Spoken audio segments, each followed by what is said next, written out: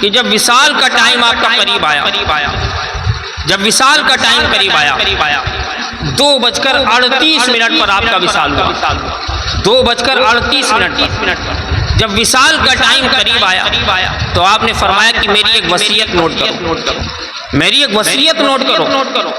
تو مریدوں نے وصیت نوٹ کرنا شروع کر دی، لکھنے لگے۔ جب وصیت نوٹ کی جانے لگی تو آپ نے فرمایا میری وصیت یہ ہے کہ میری قبر اتنی گہری کر دینا جتنی ہماری لمبائی،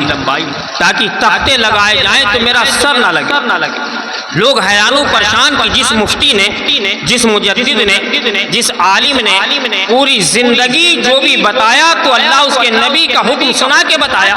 قرآن کی آیت سنا کے بتائی، نبی کی حدیث سنا کے بتائی۔ آج یہ کوئی بھی حدیث کچھ نہیں بتایا، ڈائریکٹ یہ آرڈر دے دیا کہ میری قبر گہری کر دینا تاکہ میں کھڑا ہو سکوں۔ تو لوگوں نے کہا حضور یہ کیا معاملہ ہے، یہ کون سی کتاب میں لکھا ہے؟ تو آپ نے کہا یہ ہمارا ذاتی معاملہ ہے، یہ نبی کی محبت کی کتاب میں لکھا ہوا ہے۔ کہا میں مطلب سمجھا نہیں، اس کا مطلب کیا ہے؟ آپ نے فرمایا میری قبر اس لیے کہہ رہا ہوں میرے قد کے برابر رکھنا، گہری کر دینا، تاکہ دنیا میں احمد رضا نے جب بھی نبی کا نام آیا، چاہے درود میں نبی کا نام آیا، چاہے اذان میں نبی کا نام آیا، چاہے میلاد میں نبی کا نام آیا،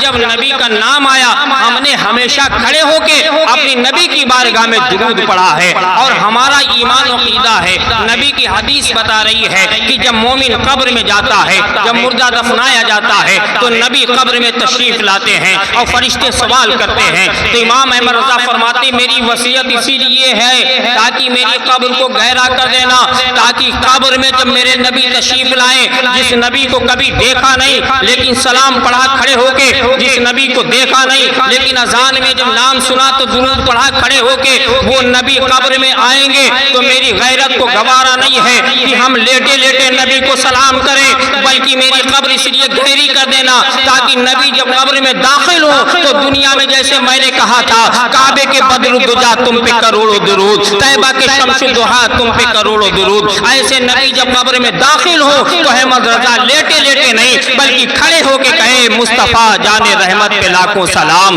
شمع بس میں ہدایت پہ لاکھوں سلام، مجھ سے خدمت کے قدسی کہیں ہاں رضا، مصطفیٰ جان رحمت پہ لاکھوں سلام۔ آپ نے فرمایا اس لیے قبر گہری کر دینا تاکہ کہیں نبی کی بے ادبی نہ ہو جائے، نبی قبر میں آئیں گے ہم کھڑے ہو کے نبی کی بارگاہ میں سلام پیش کرنا چاہتے، اتنی اپنے نبی سے محبت آپ کرتے تھے۔ اسی محبت کا نتیجہ اللہ تعالیٰ نے یہ وعدہ کیا کہ اگر تم ہمارے نبی سے محبت کرو گے تو اللہ تمہارے نام کو بھی روشن کرے گا اور پروردگار عالم تمہیں آخرت میں بھی کامیابی عطا فرمائے گا۔ ایسا نام